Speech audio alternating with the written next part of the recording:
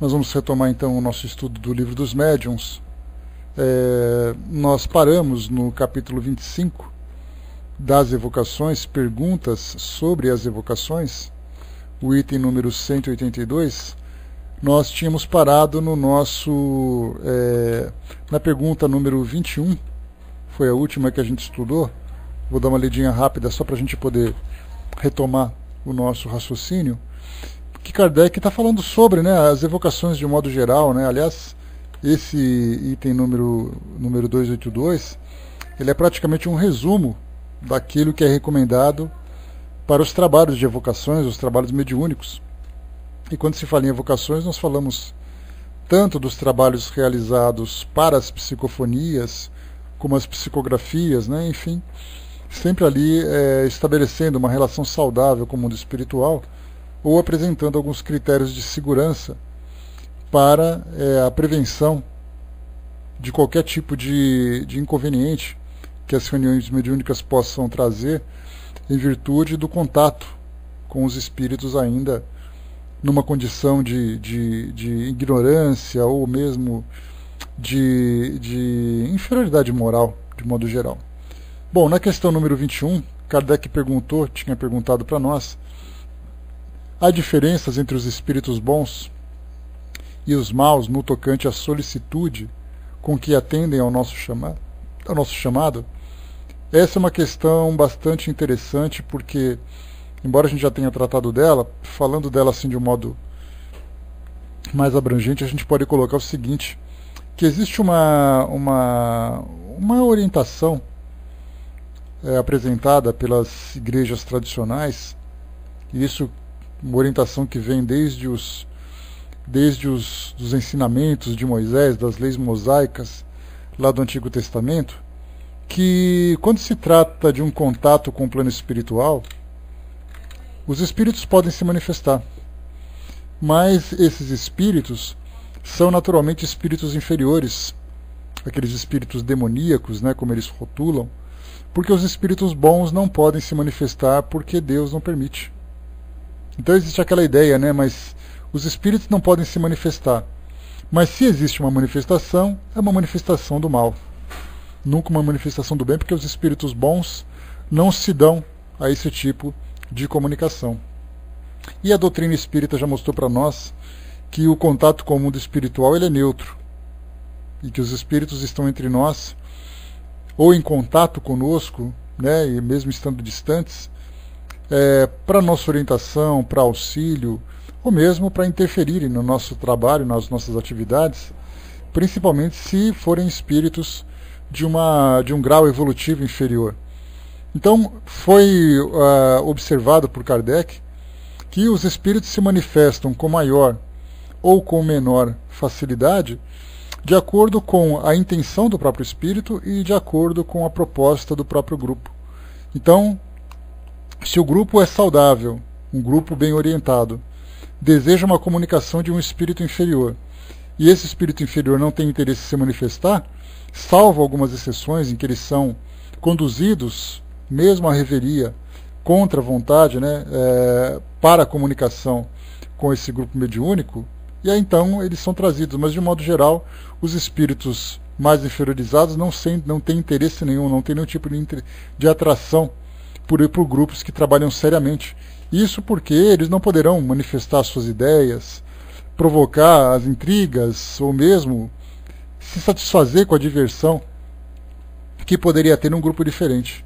Por outro lado, se nós temos um grupo que se reúne de uma forma desorganizada, de uma forma não preparada, não estudada, os espíritos superiores, os espíritos mais esclarecidos não têm interesse em participar, percebendo principalmente porque ali não terão nada de produtivo. Em contrapartida, os espíritos inferiores terão ali, né, o seu parque de diversões. Então não existe uma estatística dizendo quais são os espíritos que mais se manifestam, se são os bons espíritos ou se são os maus espíritos. Tudo depende do tipo de afinidade que cada grupo estabelece entre si, né, tanto os encarnados como os encarnados. Então a resposta que Kardec coloca para nós aqui, se há diferença entre a solicitude dos espíritos, a resposta há, e muito grande. Os maus, os espíritos maus, só atendem de boa vontade quando esperam dominar e enganar. Sentem viva contrariedade quando são forçados a se manifestar para confessar as suas faltas e procuram escapar, como o colegial que se chama para responder. Podem ser constrangidos a manifestar-se por espíritos superiores, como castigo e para instrução dos encarnados. A evocação é penosa para os espíritos bons, quando chamados inutilmente por motivos fúteis. Então, não atendem ou logo se retiram. Pode-se dizer que, em geral, os espíritos, sejam quais forem, não gostam de servir, como nós, de distração para curiosos. Muitas vezes não tendes outro fim, ao evocar o espírito, que o de ver o que ele vos dirá, ou interrogá-lo sobre particularidades de sua vida, que ele não se interessa por vos contar, pois não tem nenhum motivo para vos fazer de confidente. Pensais que vai se expor no banco dos réus para vos agradar? Desenganai-vos, pois o que ele não faria, em vida, muito menos o fará como espírito. Observação de Kardec. A experiência comprova que a evocação é sempre agradável para os espíritos quando feita com um objetivo sério e útil. Os bons têm prazer em nos instruir. Os sofredores são aliviados com a simpatia que lhes demonstramos. Os nossos conhecidos ficam satisfeitos com a nossa lembrança. Os espíritos levianos gostam de ser evocados por pessoas frívolas, porque têm oportunidade de se divertirem à sua custa. Não se sentem bem na companhia de pessoas sérias. Então aqui, essa orientação é interessante, porque quando se faz uma evocação, ou se coloca à disposição, porque muitos grupos, não seguindo, bom dia pessoal que chegou, não seguindo a orientação da codificação, ou mesmo de outros estudiosos da mediunidade, falando sobre o seu preparo, falando sobre a importância de direcionarem os seus propósitos a determinados tipos de espíritos, solicitarem a presença especificamente de algumas entidades para nos ajudarem nos esclarecimentos, nas instruções e tudo mais, muitos grupos se colocam à disposição, deixando aberta a porta para as manifestações. E ficam naquela expectativa, imaginando que espírito se manifestará e o que exatamente vai acontecer. E nesse caso, estando a porta aberta e o grupo demonstrando essa insegurança, demonstrando essa vulnerabilidade, os espíritos então, que estão mais próximos, mais interessados em provocar um certo tumulto, eles se manifestam com mais facilidade. Já o grupo que deixa a possibilidade dos espíritos se manifestarem, mas estão convictos, estão ali sólidos nos seus propósitos, têm conhecimento sobre o tema que estão abordando, sobre o trabalho que estão realizando, nesse caso, mesmo deixando aberta a possibilidade, somente espíritos produtivos. E quando eu falo produtivos, podem ser superiores ou inferiores, mas que se manifestam sempre trazendo algo de construtivo, algo a acrescentar no aprendizado do grupo. Então, importantíssimo, nesse caso, os grupos estarem sempre estudados, os grupos bem preparados, os grupos se prevenirem das possibilidades, das situações que podem ocorrer, e aí então estão seguros quanto ao trabalho que vão realizar. Na questão número 22, Kardec pergunta: os espíritos necessitam da evocação para se manifestarem? A resposta: não. Manifestam-se muito frequentemente sem ser chamados, o que prova que o fazem de boa vontade. Aqui a gente tem então duas situações que devemos avaliar, e Kardec já falou sobre isso, quando se fala das reuniões mediúnicas, das evocações, que primeiro nós temos a possibilidade de solicitarmos a presença de determinados espíritos, e segundo, que podemos nos colocar à disposição para os espíritos que necessitam ou deixarem sua mensagem ou mesmo receber assistência. E quando o grupo permite que haja essa manifestação espontânea, então os espíritos que estão afinizados com o propósito do trabalho vão se apresentar. E aí a gente cai na questão anterior. Podem ser desde espíritos que são bons espíritos, no sentido de bem intencionados, e aí a gente tem desde a variação dos espíritos mais esclarecidos até os espíritos ainda numa condição de sofrimento, de ignorância, como podem também os espíritos que nós consideramos como maus espíritos, que têm ali os seus objetivos egoístas, limitados, né, na sua ignorância, na sua satisfação pessoal. Mas, de um modo geral, os trabalhos que são direcionados especificamente a determinados espíritos, quando se faz a evocação, esses espíritos então podem ou não se manifestar, como a gente já viu, de acordo com suas possibilidades, de acordo com seus compromissos, disponibilidade e até mesmo vontade. Já por outro lado, se nós deixamos à disposição os espíritos, mas apresentamos um tema, isso que é interessante, por exemplo, acontece em algumas reuniões mediúnicas. Nós nos reunimos, seguimos então aquela programação que é feita com relação ao horário de início, prece de abertura, leitura e breves comentários de um tema relacionado à doutrina espírita, que pode ser mediunidade, que pode ser evangelho, qualquer tema que se desejar. E aí então deixa-se aberta a possibilidade, seguindo naturalmente os rigores da disciplina, né, Elcio? Deixa-se então aberta a porta para as manifestações dos espíritos, e muitos deles se manifestam abordando o tema que inicialmente foi tratado. Então existe, né, essa quase... Né, bom dia, Flatião. Então existe essa afinidade, essa sintonia com o mundo espiritual que é bem interessante. Como eu já falei para vocês, né, certa vez, naquelas reuniões que eu já trouxe para vocês, naqueles depoimentos de espíritos, foi feita então a prece de abertura, abriram o Evangelho segundo o Espiritismo e caiu naquele capítulo tratando da prova da pobreza e da prova da riqueza.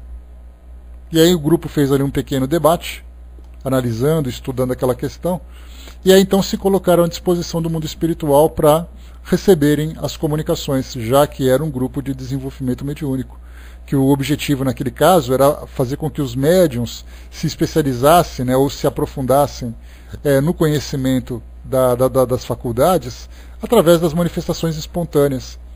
E aí nós tivemos duas manifestações naquela noite. Uma das manifestações era um espírito que tinha vivido numa condição financeira muito bem abastada. Era um advogado, filho de advogado e tudo mais, vocês se lembram? E ele tinha vivido a prova da riqueza, depois que o pai desencarnou, que era um homem muito caridoso, que prestava assistência jurídica para pessoas humildes, pessoas simples, sem poder aquisitivo, sem condições de pagar um advogado. E depois que o pai desencarnou, já que o escritório era muito bem estruturado, esse filho então assumiu o escritório e começou então a ajudar, na verdade, pessoas que tinham problema com a justiça, mas em virtude de desvio de recursos, de corrupção, e acabou não mais atendendo aquelas pessoas. E no mundo espiritual, então, ele declarou exatamente a fraqueza dele de passar pela prova da riqueza e ter fracassado. Em seguida, veio um outro espírito, de uma forma espontânea também, falando sobre a prova da pobreza. Né? Ele já afirmava assim, é muito fácil vocês falarem que a prova da riqueza é mais difícil se vocês não passaram fome. E aí então ele contou a vida dele, que ele viveu numa comunidade, numa favela, numa grande cidade, dizendo que eram muitos irmãos, que ele acabou desencarnando em virtude do envolvimento com o tráfico de drogas e tudo mais. Então, naquela manifestação, pelo fato de terem lido uma mensagem inicial, e a proposta do grupo era uma proposta de grupo de estudo, de desenvolvimento mediúnico, apenas de comunicação, quando eles abordaram o tema inicial, os espíritos se manifestaram espontaneamente para poder apresentar aquelas orientações. Então nós temos os casos em que realmente isso acontece. Algumas vezes acontece de terem alguma dificuldade num trabalho mediúnico, abrem um livro dos médiuns, fazem uma leitura e tudo mais, e de repente vem ali espíritos que estão afinizados com o grupo e vêm trazer orientações relacionadas com aquele tema. Ou nesse caso, né, se for o caso da evocação, nós queremos, por exemplo, conhecer um pouco sobre a questão da religiosidade no Brasil, por exemplo. E aí então fazem uma solicitação de espíritos que têm conhecimento nessa área. E dependendo da possibilidade, são exatamente esses espíritos que vêm, se manifestam e trazem essas orientações. Então, como a gente pode perceber aqui, se os espíritos necessitam de evocação para se manifestarem, não. Tudo vai depender do quê? Do grupo, da proposta, do objetivo, da forma como o trabalho é conduzido. Podendo então ser evocado, se desejar falar especificamente sobre um tema, ou especificamente com algum grupo de espíritos, ou deixa-se então o grupo, né, os médiuns à disposição para conversarem com os espíritos que se manifestam de um modo espontâneo. O Elcio colocou que é essencial educar-se dentro de uma disciplina para uma garantia caminhada de doação, onde as forças contrárias são abundantes e também perseverantes, né? Que o medianeiro de Jesus persista na obtenção de suas melhores qualidades, né? E o grupo tem que ter consciência disso. Porque às vezes as pessoas aprendem assim, olha, eu sou médium, então eu quero psicografar. Porque na verdade a vontade que o médium tem é de psicografar. Seria mais ou menos assim como aquela pessoa que acaba de conquistar a sua carteira de habilitação e, né, ele tem vontade de dirigir, não importa para onde ele vá. Ele quer pegar o carro, sair dirigindo, estrear ali com a sua carteira, mostrar a sua habilidade, sem muita objetividade nesse caso. Porque aí não é a mesma coisa, né? Você tem vontade de fazer a coisa, mas sem saber o que fazer com ela. A mediunidade muitas vezes é assim. Os médiuns têm vontade de se comunicar para falar assim, olha, nós tivemos um trabalho mediúnico em que os espíritos se manifestaram e nós psicografamos, ou nós tivemos a psicofonia. Mas nesse caso, o que exatamente foi produzido pelo grupo? É aí que vem a grande diferença. O grupo se especializar, o grupo buscar um aprofundamento num tema e contar com a participação dos espíritos. E não simplesmente se colocarem à disposição para os espíritos se manifestarem à vontade. A Gilda colocou, né, pode numa reunião de desobsessão se manifestar um espírito com mensagem de orientação aos trabalhadores, enfim, dando algum aviso ou assunto de melhoramento do trabalho, coisa assim, sem dúvida, pode que sim, Gilda. Porque algumas vezes no trabalho de desobsessão, essa mensagem de orientação aos trabalhadores pode estar, inclusive, relacionado com o trabalho que vem sendo realizado. Então seria mais ou menos assim, enquanto você trabalha num pronto-socorro, atendendo aos pacientes, trabalhando na parte administrativa, orientando e tudo mais, vem alguém e fala para você, pessoal, olha, eu quero falar para vocês sobre a forma como vocês vão atender todo mundo que está aqui. Então isso pode ser feito previamente, em reuniões específicas de orientação, e se por acaso os espíritos não encontram oportunidade de terem essas reuniões de preparo dos trabalhadores, eles se utilizam dos momentos que são realizados o trabalho para trazerem ali aquilo que eles precisam apresentar, aquilo que eles querem apresentar. Então podem, sem dúvida nenhuma. Da mesma forma que você pode, num trabalho de estudos, ter um espírito sofredor. Tudo é uma questão do que? De organização, de disciplina. Porque os espíritos não ficam marcando hora. Somente aqueles espíritos mais esclarecidos, que têm os seus compromissos e tudo mais, e desejam e precisam conciliar suas agendas com as agendas dos trabalhadores encarnados, então eles estão ali à disposição. Fora isso, nós estamos aqui cheios de espíritos à nossa volta. Basta que você abra a possibilidade que eles vão se estapear para poder pegar um lugar na fila, simplesmente para poder falar alguma coisa. É aquela vontade de se comunicar, é aquela vontade de conversar com o encarnado, de repente dar algum recado, alguma coisa. Dudu colocou hoje, depois de muito tempo na psicografia, pedi para me colocarem na sustentação. E olha o bem que está me fazendo esse trabalho, né? Já estou 6 meses sustentando com bom pensamento, na prece aos que chegam. E isso me fez muito bem, estou feliz, né? E vai muito do que você fala, daqueles que querem mediunizar, escrevendo, recebendo. Porque é aquela história, né, Dudu? Imagina, por exemplo, colocando um exemplo prático, né, daquilo que, de uma experiência pessoal que eu tenho, e que o Wagner também tem, e que o Hermes também tem, o fato de nós sermos ali integrantes da Força Aérea Brasileira. E aí todo mundo pensa assim, né? O que você deseja exatamente fazer na Força Aérea Brasileira? Obviamente você quer pilotar um avião. Só que não existe somente um avião na Força Aérea Brasileira. Tem uma série de atividades, uma série de tarefas e especialidades que você pode desempenhar. Na mediunidade é a mesma coisa. Todo mundo diz assim, olha, eu sou espírita. E o espírita sempre acha que o bom espírita é aquele que é médium. Porque é aquela decepção, né? Você é espírita? Você fala, sou espírita. Então você fala com os espíritos? Não, não falo. Ah, não? Aí a pessoa começa a mudar o semblante, dá aquela frustrada, faz aquela cara de ué. Eu falo, por quê? Mas quer dizer que para ser espírita eu tenho que obrigatoriamente conversar com o espírito? É a visão que todo mundo tem. É exatamente a visão que todo mundo tem.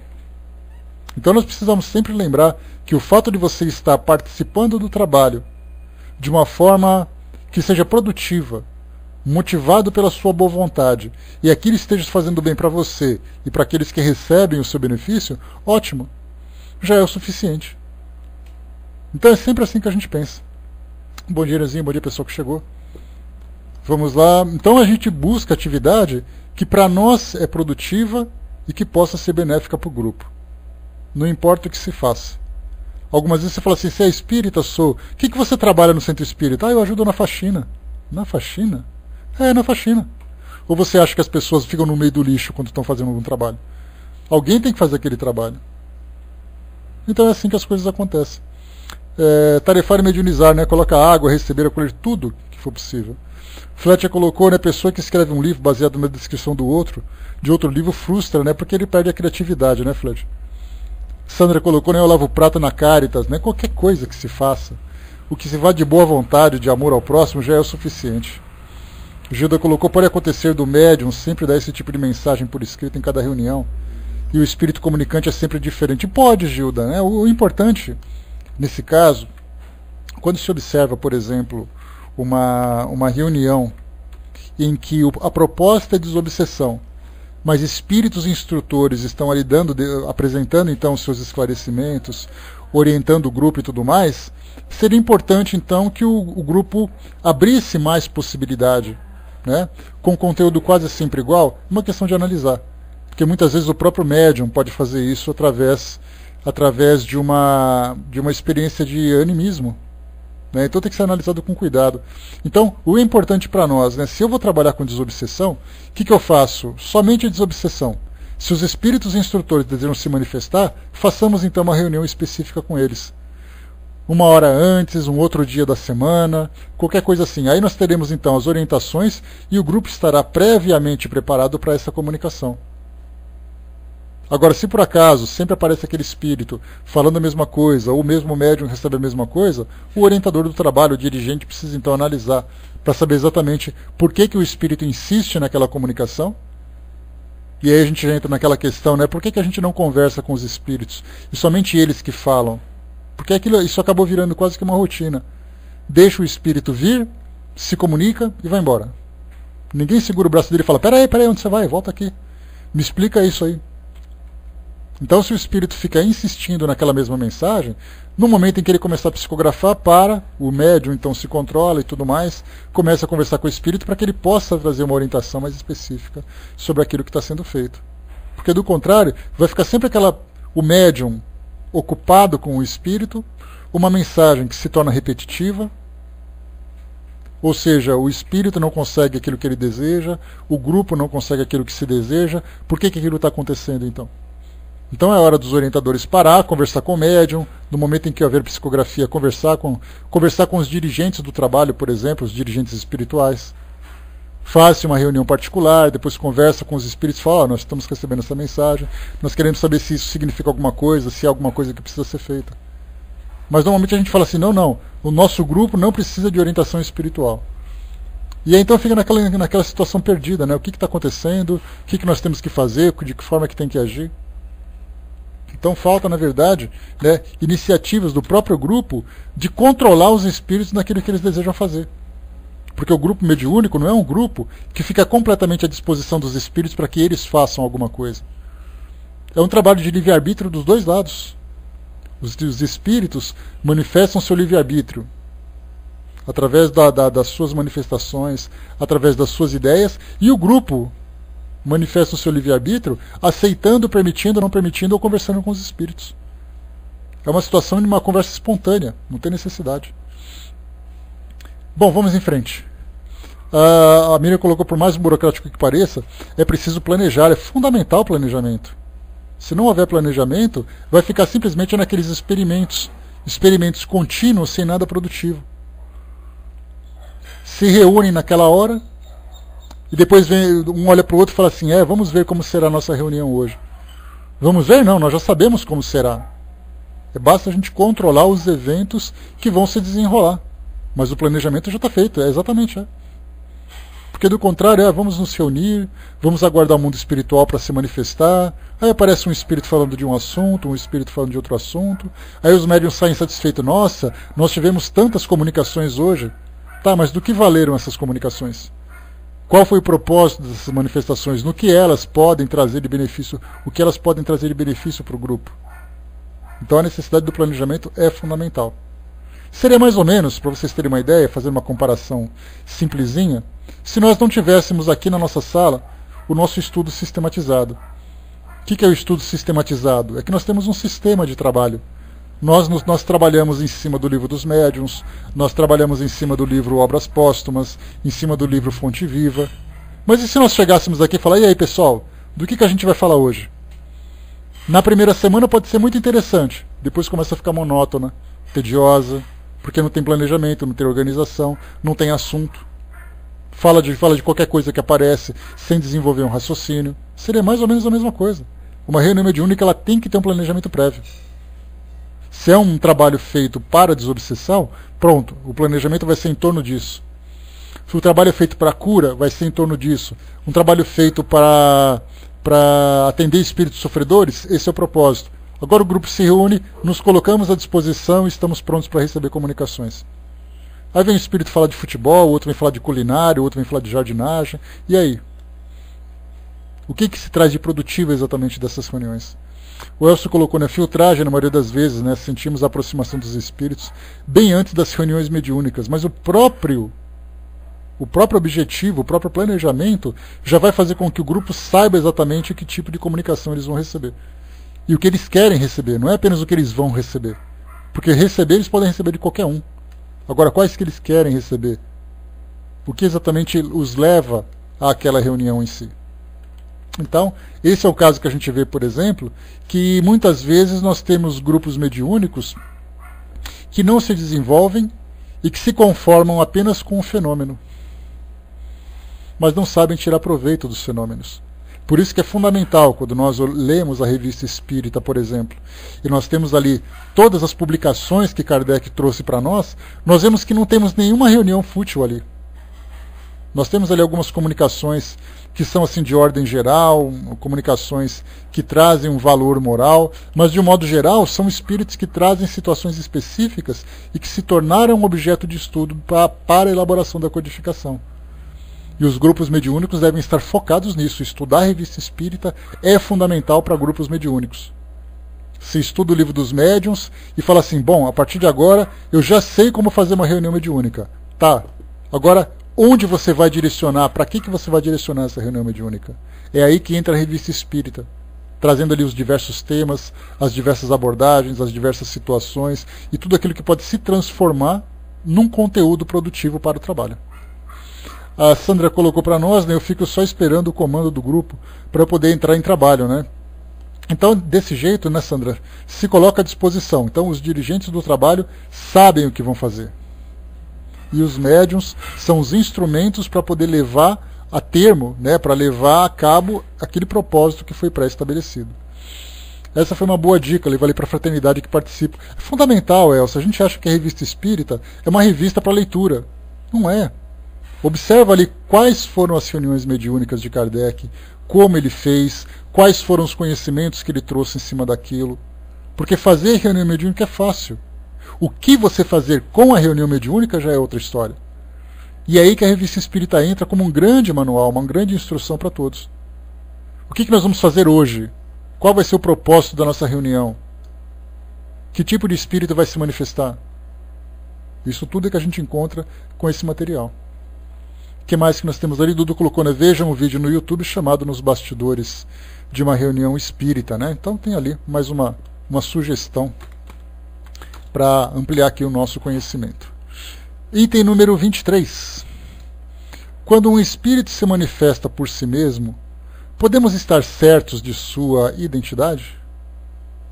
Quer dizer, quando o espírito se manifesta de uma forma espontânea, vamos supor que todos nós estamos concentrados, vamos pegar ali a nossa querida Sandra, que é a nossa médium de plantão, e aí então, de repente, um espírito se manifesta através dela e fala assim, olha, meu nome é João, eu venho não sei de onde, eu vim aqui para falar com vocês sobre tal coisa, porque eu vivi naquela época, eu trabalhava com isso e coisa e tal.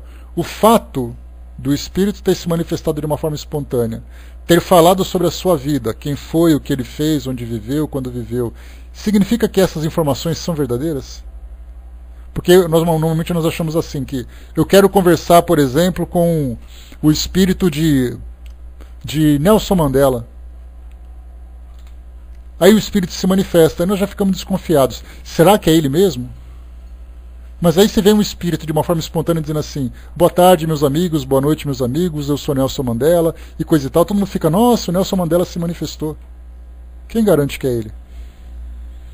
Então, tanto nas evocações como nas manifestações espontâneas, os critérios de segurança que Kardec passou para todos nós e que outros grupos já experimentaram e desenvolveram, inclusive, novas técnicas para comprovar se é mesmo espírito, de que forma que nós podemos analisar sua identidade, o conteúdo de sua mensagem e tudo mais, tem que ser aplicado em qualquer circunstância. Então está aqui, ó, quando um espírito se manifesta por si mesmo, podemos estar certos de sua identidade?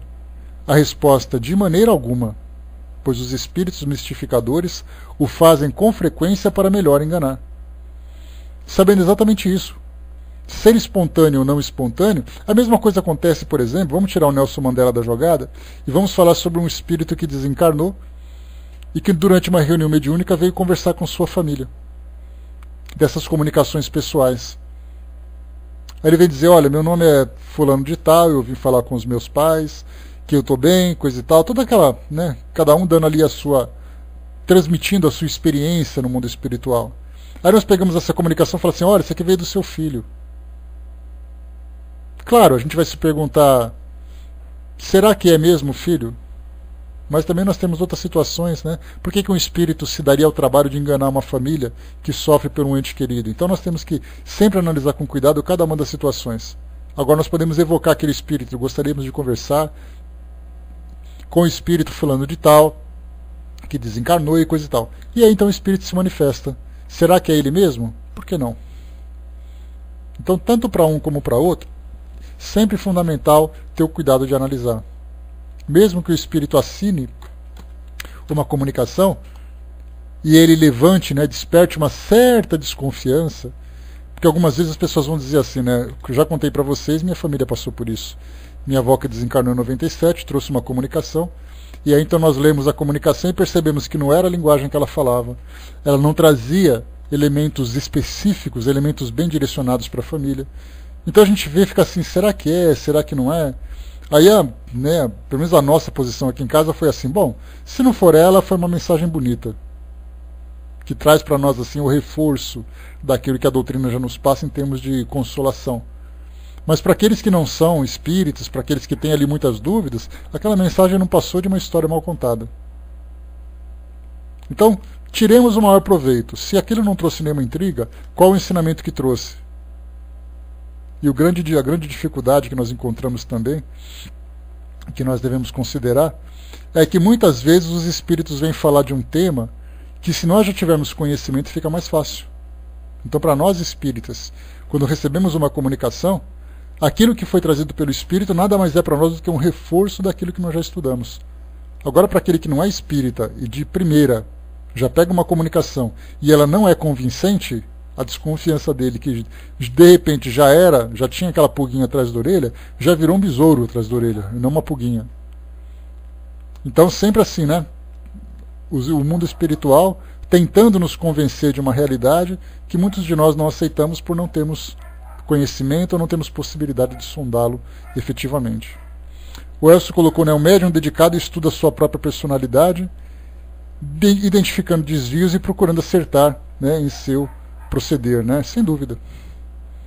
Então, na verdade, a gente tem que lembrar que o médium faz um estudo particular, o grupo se harmoniza, se disciplina através de um estudo coletivo, a instituição também se organiza para fazer com que aquele departamento seja bem desenvolvido, para que em todas as esferas, desde a esfera individual do médium até a esfera institucional, na relação com o mundo espiritual, esteja tudo bem funcionando como se fosse uma grande máquina, com as suas engrenagens bem polidas, bem lubrificadas, bem ajustadas para que funcionem adequadamente em todas as esferas. Dá trabalho lidar com o centro espírita, principalmente porque a gente lembra sempre que o centro espírita é uma instituição que tem voluntários. E quando se fala em trabalho com voluntário, a gente fala de disponibilidade, de boa vontade, de interesse das pessoas.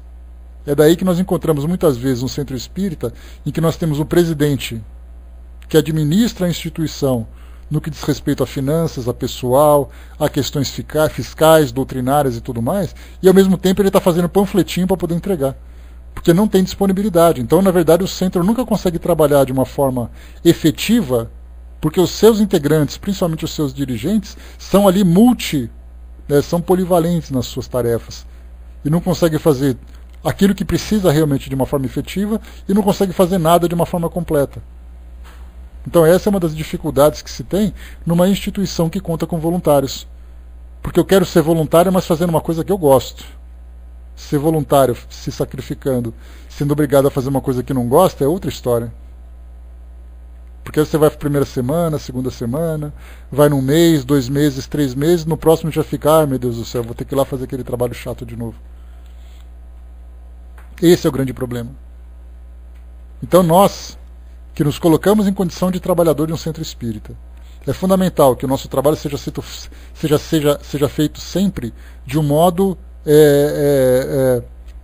mais dedicado e mais completo possível. Porque do nosso trabalho outras pessoas dependem para fazer o delas também. A Miriam colocou que eu sempre lembro de um caso que aconteceu em uma reunião, onde um médium trabalhava junto com o Chico psicografando para as famílias. E o médium acabou repassando uma mensagem de um familiar. Porém, o Chico também recebeu verdadeiramente a mensagem ao mesmo tempo. Chico percebeu que foi uma mistura da ansiedade do médium de atender a família e do espírito de passar pelo familiar. Isso aconteceu em uma reunião séria. Acontece, né? Porque não tem como. Muitas vezes aquela expectativa que se tem acaba misturando o conteúdo do médium com aquele que o espírito quer passar. Existe aquele conteúdo emocional que se mistura, o médium se envolve, né, emocionalmente, moralmente, com o espírito que quer se manifestar e começa a trabalhar. É muito difícil. Por isso disciplina, estudo, autocontrole são fundamentais para um trabalho bem desenvolvido. Número 24. Quando evocamos um espírito pelo pensamento, ele nos atende, mesmo que não haja manifestação pela escrita ou de outra maneira. Aqui é uma pergunta bem interessante de Kardec, porque ela toca naquilo que para nós é de certa forma mais importante numa reunião mediúnica, que é exatamente o fenômeno. Você só tem certeza se o espírito se manifesta se por acaso ele trouxer uma prova concreta, ou através da psicofonia, ou através da psicografia. Do contrário, quando você fala assim, não, ele está entre nós, embora ele não se manifeste, né, a gente vê muito isso nas reuniões mediúnicas de caráter de consolador, nas comunicações com familiares desencarnados e tudo mais. Então, como eu falei para vocês, nós temos centros espíritas, que era o caso, por exemplo, lá do Centro Espírita de Uberaba, né, onde o Celso de Almeida Afonso, que desencarnou recentemente, trabalhava. Não sei como é que está agora lá com outros médiuns, né, mas deve ser a mesma rotina. Eles atendiam 3 vezes por semana à noite, e em cada reunião não passavam de 5 comunicações. Ou seja, no total durante a semana, eram 15 comunicações para caravanas que chegavam até lá, como chegam até hoje. Quando chega nessa época de Natal, principalmente agora no fim do ano, nós temos ali muitas vezes dúzias de ônibus que aportam naquela cidade para receber uma comunicação, sendo que ela recebe 15 por semana. E aí então, durante os trabalhos mediúnicos, nós temos ali que, por exemplo, né, o médium recebe a comunicação, chama pela família, a família se apresenta. Então nós temos ali naquela reunião 5 pessoas, num auditório com 300. E aí depois os orientadores dizem assim, olha, nós detectamos a presença do espírito fulano de tal, que veio aqui abraçar a sua família. Então vocês que não receberam a comunicação, não se sintam constrangidos ou não fiquem chateados, porque o espírito está aqui presente. Muitas famílias vão dizer assim, eu sei, eu tenho certeza que ele está aqui. Agora outros vão dizer assim, mas eu queria a comunicação dele. Dizer que ele está aqui eu não tenho certeza, como é que eu vou fazer? Como é que eu posso acreditar simplesmente? Porque na verdade esse tipo de frase é dito em qualquer lugar. Acredite que ele está perto de você, acredite que foi seu pensamento que atraiu, acredite que ele veio aqui te ver. Mas como é que eu vou comprovar que ele está ali perto se eu não tenho algo material para me trazer essa presença? É aí que Kardec coloca essa questão.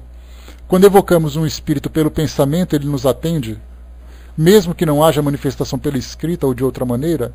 A resposta: a escrita é o meio material pelo qual o espírito atesta a sua presença, mas é o pensamento que o atrai, não o ato de escrever. Então, quer dizer, a atração pelo pensamento, isso é indubitável. Existe a sintonia, existe o chamamento, existe a evocação. como a gente já conversou, muitas vezes você diz assim, olha, eu estou me planejando, hoje é segunda-feira, hein? Eu estou me planejando para na sexta-feira ou no sábado ir a um determinado centro espírita para que eu possa receber uma comunicação de um familiar querido.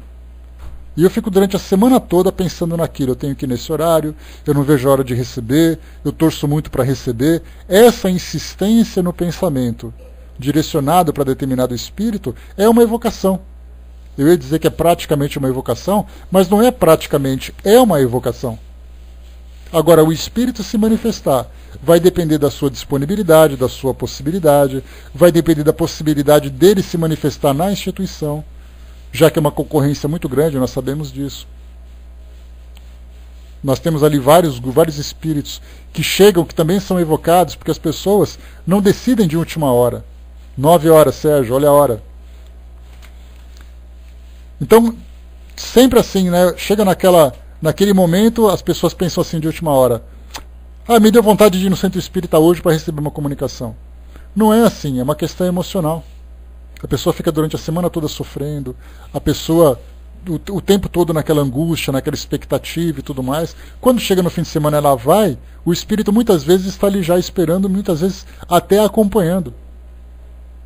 E muitas vezes, inclusive, nós temos ali aquela questão de você, por exemplo, o espírito induzir a pessoa. Aí é o centro espírita, porque ela sofre, ela fica pensando o tempo todo, e o espírito sugere, olha, lembra daquele centro espírita que a tia fulana de tal falou? Conversa com ela. Conversa com ela porque ela vai te ajudar, ela vai te levar no centro espírita que você vai receber uma comunicação. Por isso, então, nós temos essas duas situações. Então, o pensamento é a evocação. E sendo o pensamento uma evocação, a escrita, a comunicação da psicografia, nada mais é do que a manifestação desse espírito através do fenômeno mediúnico. Só que para nós, pelo fato de termos ainda uma fé muito vacilante, o fé, né, nesse caso, filhinha, por favor, nesse caso, como a gente tem uma fé muito vacilante, não temos essa convicção, e muitas vezes não temos nem essa sensibilidade para percebermos a presença do espírito, aí então a gente acaba ficando nessa dúvida. Vamos em frente. Número 25. Quando um espírito inferior se manifesta, podemos obrigá-lo a se retirar? Tranquilo. E aqui é uma questão, uma situação bastante curiosa, né? Porque quando nós falamos sobre reuniões mediúnicas, e nessas reuniões mediúnicas, nós temos ali, por exemplo, a presença de um espírito que traz uma perturbação para o ambiente. Uma perturbação para o grupo. Trazendo ali uma dúvida, trazendo ali uma angústia, alguma coisa. É possível obrigá-lo? Pessoal, vamos em frente aqui para o estudo. Não desviemos do tema. É possível, então, obrigá-lo a se retirar daquela manifestação, da presença daquele médium, ou ao lado daquele médium? Essa é uma pergunta que vale, tranquilo. Essa é uma pergunta bastante válida, porque o espírito, quando ele se manifesta numa reunião, mesmo provocando uma perturbação, ele não apenas desconcentra o grupo mediúnico, como ele ocupa o espaço que poderia ser ocupado de uma forma produtiva por outros espíritos. Como é que nós vamos fazer então para poder liberar aquele médium para que possa ele ser instrumento de uma manifestação produtiva?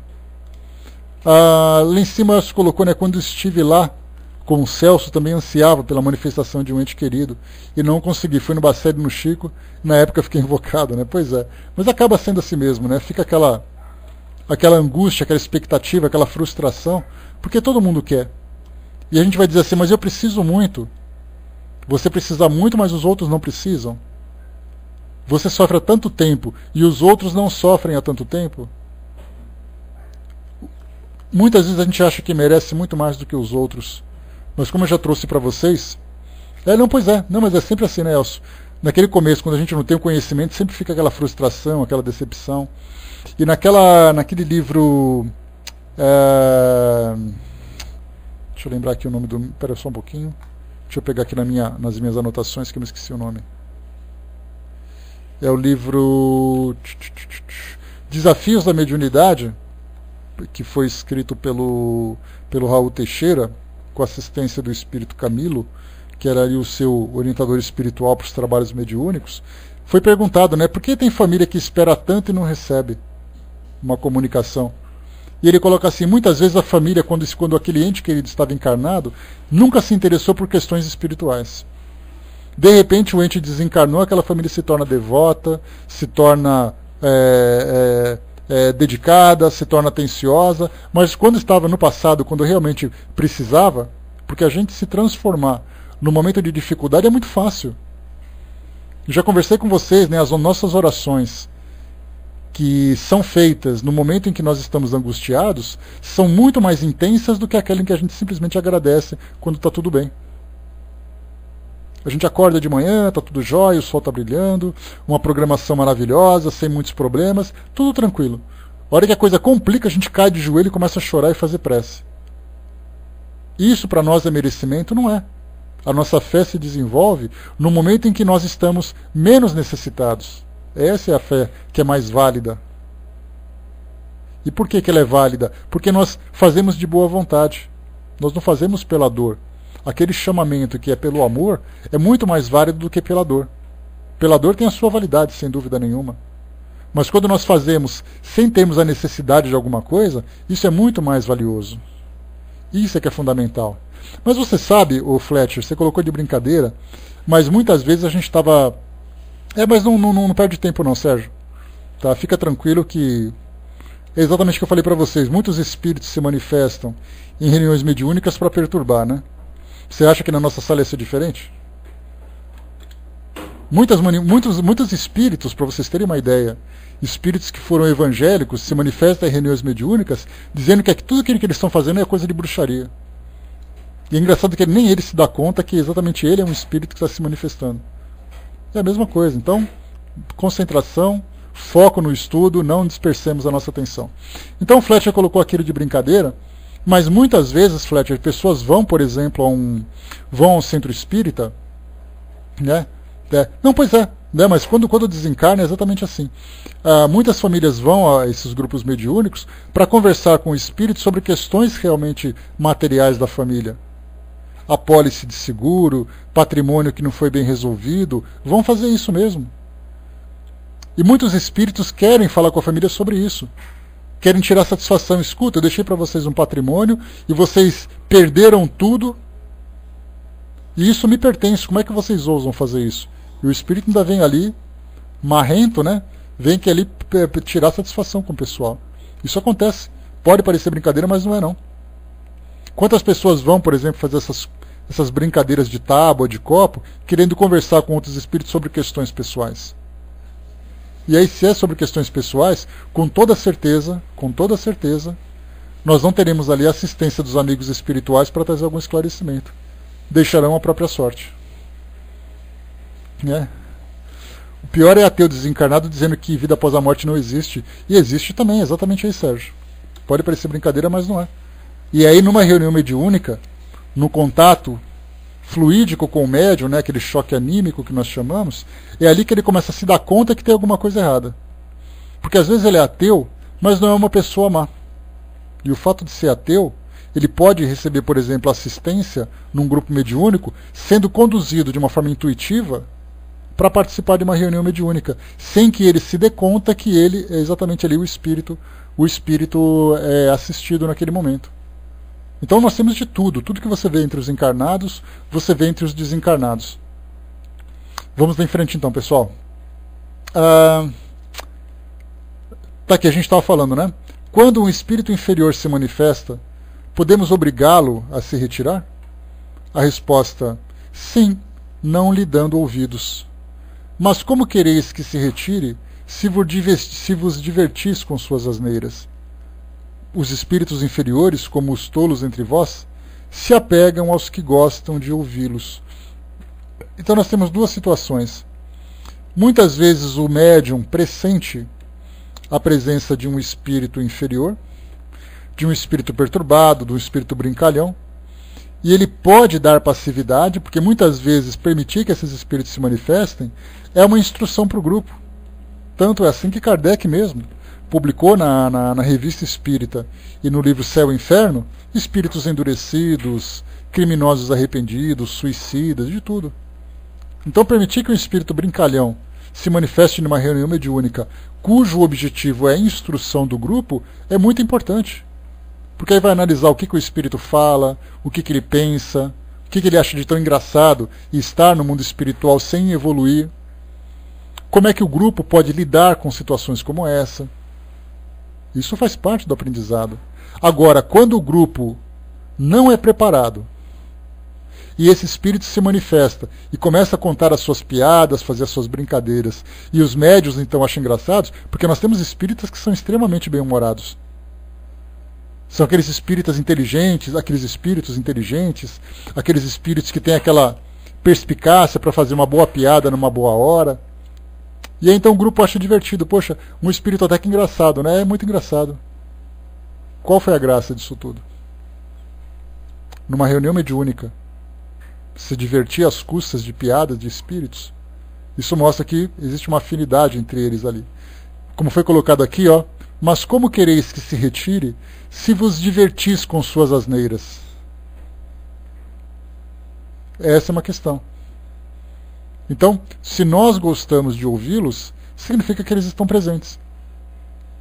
Agora, é uma situação curiosa também, porque muitas vezes vêm espíritos conversar conosco de uma forma espontânea, como já aconteceu, vocês devem se lembrar, aquela questão do espírito Alfredo, né, que o Alamar Regis divulgou para nós as comunicações, acho que foram 17 comunicações, se eu não me engano. Ele veio, e aí pessoal, bom dia, tá todo mundo bem, coisa e tal, conversava com os dirigentes, né, e você e tal, e de repente um daqueles dirigentes mais antigos, aqueles dirigentes mais ortodoxos, vamos dizer assim, disse que aquilo era ridículo numa reunião mediúnica. Exato, ele perguntou do Palmeiras na época, né, Nando? Porque ele era daqui de São Paulo. Ele perguntou, aí o Palmeiras, como é que tá? Aí você fica pensando, um espírito vem nessa linguagem espontânea, conversar com pessoas que eram amigas dele quando ele estava encarnado, de repente fez uma pergunta completamente descontraída. E aí então aquele que era mais rígido na sua conduta achou que aquele era um espírito mistificador. Que não é assim que se manifesta. Depois o espírito foi conversando mais com o grupo e falou assim, olha, eu só vim conversar com vocês para mostrar que vocês não precisam ser fechados dentro daquelas práticas quase que ritualísticas para conversar com o espírito. Se eu conversava com vocês assim quando eu era encarnado, por que eu não posso conversar agora que eu sou desencarnado? Quer dizer então que se eu desencarnar, eu, André, desencarnar, e começar a brincar com vocês aqui na sala, vocês vão fechar a sala porque não pode, porque a Vaninha é uma pessoa muito séria, a Vaninha controla tudo e coisa e tal? Se eu falava assim com vocês, por que eu não posso falar da mesma forma antes? Porque não importa a forma como se fala. O que deve ser considerado nesse caso é o conteúdo do que se fala. É aí que está a grande diferença. Se o conteúdo for um conteúdo sério, mas tratado de uma forma natural, de uma forma espontânea, como se fosse uma conversa entre encarnados, a reunião é absolutamente válida. Agora, se eu fico fazendo piadas, fazendo você perder o tempo de vocês, sem nada de produtivo, aí já começa a colocar em xeque o caráter, ou o meu caráter, ou o caráter do espírito que se manifesta. Existe uma diferença muito séria na seriedade da reunião. Seriedade da reunião diz respeito ao conteúdo, não à manifestação. Porque a manifestação, ela pode ser espontânea. Eu não falo de uma manifestação ridícula, porque aí foge qualquer caráter da própria reunião. Mas uma manifestação natural, espontânea, uma forma bem-humorada, descontraída que as pessoas conversam, isso é absolutamente válido. Mas Kardec perguntou assim, né, como é que nós vamos então lidar com o espírito que se encontra ali, um espírito inferior? Nós podemos obrigá-lo a sair? A questão é, o médium tem controle sobre si mesmo. Então sim, ele pode interromper a reunião. Ele pode interromper a manifestação. Mas isso impede que o espírito continue insistindo em se manifestar? Não. Porque na verdade se o espírito está ali presente é por dois motivos. Ou porque ele tem afinidade com o grupo, ou porque ele é um obsessor. Se ele for um obsessor, temos que lidar com o obsessor. Se ele for um espírito que tem afinidade com o grupo, então o problema está com o grupo. Então, na verdade, cada vez que há uma manifestação em cujo conteúdo não traz benefício para o grupo, então o grupo tem que fazer uma avaliação exatamente do porquê daquela manifestação. Nós podemos permitir inicialmente, estudamos o espírito, estudamos a manifestação, as impressões que ficaram. Se aquela manifestação continuar acontecendo, tem alguma coisa errada. 26, para a gente já poder chegar aqui na nossa reta final de hoje. Poderíamos evocar nominalmente muitos espíritos ao mesmo tempo? Aqui a gente já não é mais a parte espontânea, já é a parte... aqui em cima, desculpa. 26. A evocação em nome de Deus é uma garantia contra a intromissão dos maus espíritos? Kardec, na Revista Espírita, ele falava sobre as evocações. E aqui mesmo, ele fala sobre isso. Levantarmos sempre o pensamento a Deus, a Jesus, aos bons espíritos, mas elevar o pensamento e entrar em sintonia de fato. Não simplesmente falar o nome dessas pessoas. Porque quando nós falamos assim, olha, pedimos a permissão de Deus para que permita a manifestação de tal espírito ou de tais espíritos para nos ajudar nesse trabalho, não sei o quê, todo mundo então com o coração em harmonia, com o pensamento em sintonia, e aí então isso cria no grupo o fato deles pensarem, deles fazerem menção a isso, a Deus, a Jesus, já é o suficiente para criar em torno de si um pensamento, uma psicosfera positiva. Então Kardec coloca assim, a evocação é uma garantia? Resposta, o nome de Deus não é um freio para todos os espíritos perversos, mas segura muitos deles. Por esse meio sempre afastais alguns, e muitos mais afastareis se o pronunciardes do fundo do coração, e não como uma fórmula banal.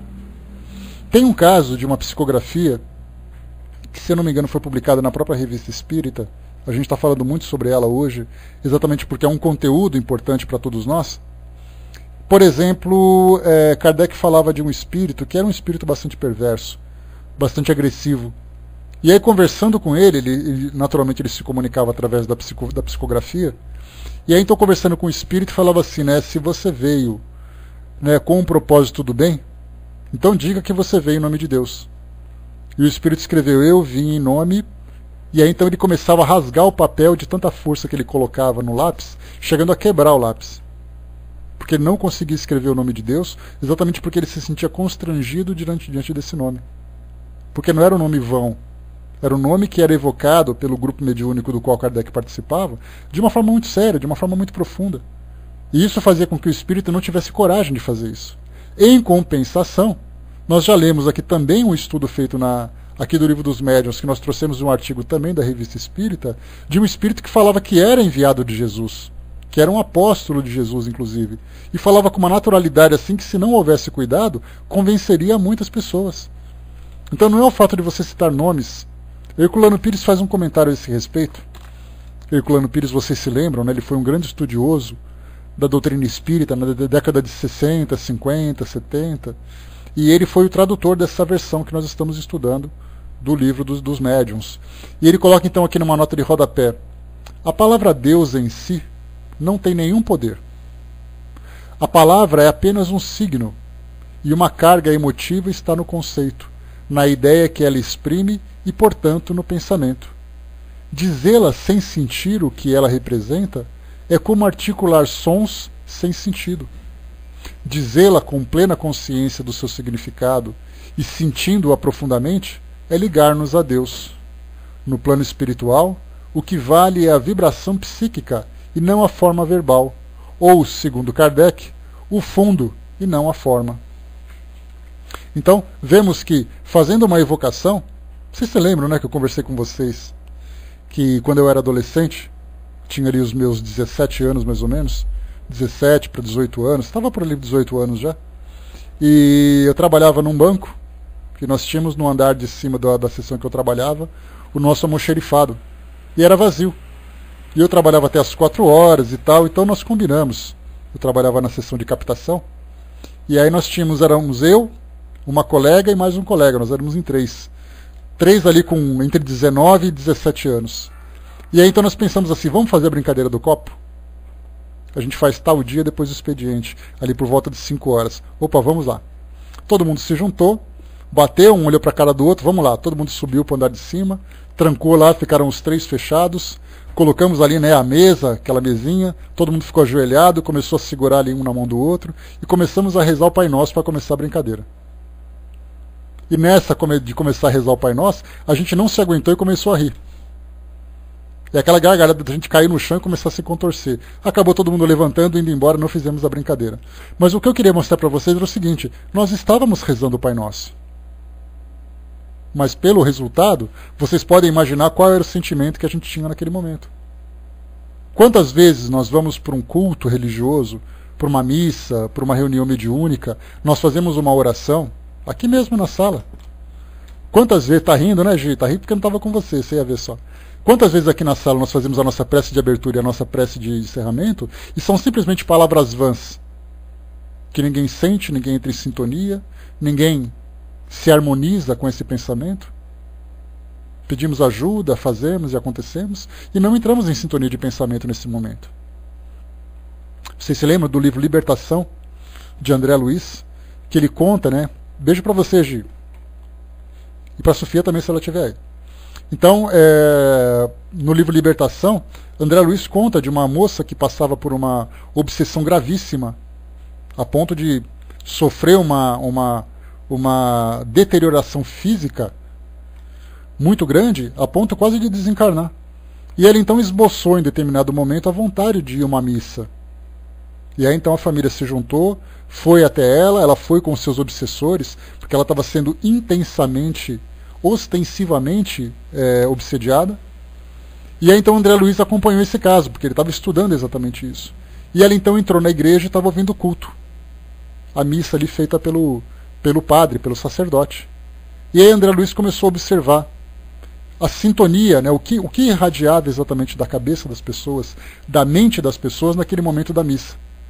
E ele percebia que alguém estava na missa ali, o padre falando, e a pessoa estava pensando qual seria ali o cardápio do almoço, a outra pensando não sei o quê. Só uma senhorinha lá na frente, né, já comentei com vocês, ela estava lá na frente e percebia que da mente dela irradiava uma luz muito forte, porque ela realmente vivia aquele momento de comunhão com Deus. Enquanto que as pessoas que estavam ali presentes, estavam de corpo presente, mas o espírito, o pensamento estava completamente distante. E isso durante uma reunião mediúnica. Lembra que a gente conversou? Vocês já imaginaram como é a sintonia das pessoas durante um casamento? Vamos supor que eu vá me casar, eu pego ali uma noiva disponível. Nem o padre irradiava, exatamente, Betinho. O padre estava ali falando mecanicamente aquelas palavras, embora de boa vontade, mas não em sintonia profunda naquele momento. Exatamente porque uma rotina acaba fazendo com que a pessoa vá se relaxando, né, já que ela não tem a visão do que acontece. Então imagina, por exemplo, aqui que eu vou me casar, convido todos vocês. Aí todo mundo vai lá, compra um vestido, aluga uma roupa, todo mundo ali já fala para vocês que a gente vai ter um comes e bebes depois, né? Aquele salgadinho frio, um guaraná quente, aquela coisa assim bem legal, né? E aí então eu estou me casando com vocês como testemunhas, vocês serão as minhas testemunhas do momento talvez mais feliz da minha vida afetiva, porque eu vou me casar com uma pessoa. E aí então o padre falando aquelas palavras belíssimas sobre o meu futuro. E aí então a Vaninha cutucando a Miriam, falando do vestido da Sandra. O Elcio conversando com o Wagner, que horas que vai sair essa boquinha.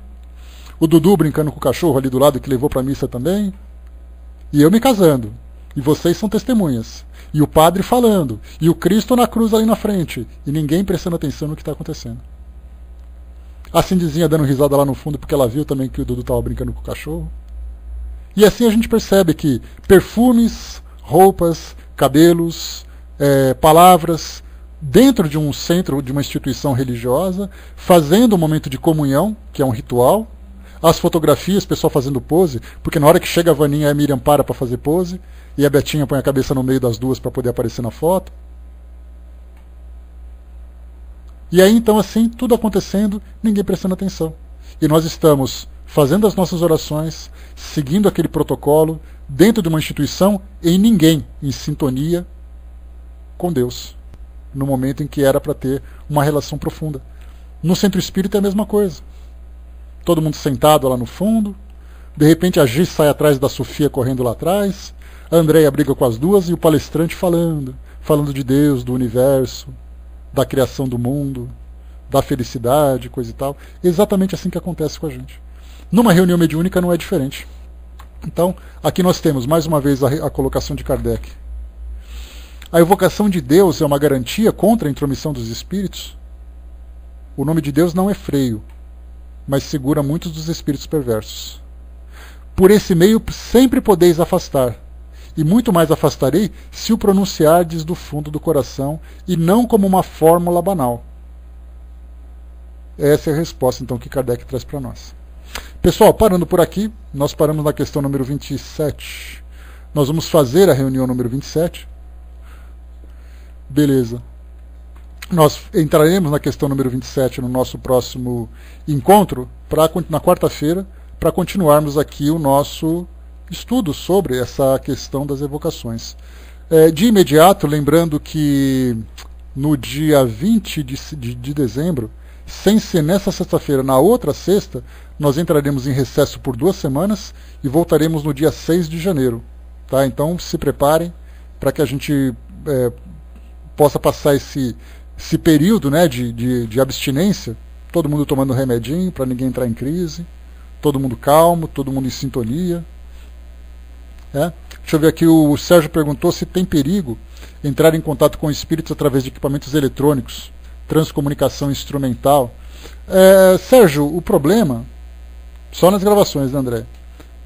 O problema não é a forma como você entra em contato, mas é exatamente o conhecimento que você tem e a motivação que te leva a esse contato.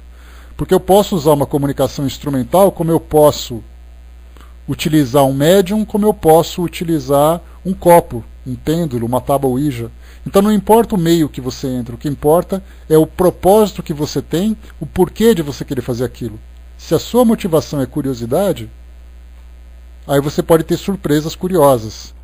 Se a sua motivação é produtiva, seja para assistência, seja para instrução, aí você receberá então o apoio necessário. Então não importa como. Tá, vai com Deus, André, beijinho, meninas. Então não importa como, né? Olha o planejamento que a Miriam lembrou, né? Então o que vale para nós é isso, né? O porquê você fazer aquela reunião, e não a forma como você faz. Bom, eu vou passar então... Filhinha, quem vai fazer mesmo? Desculpa.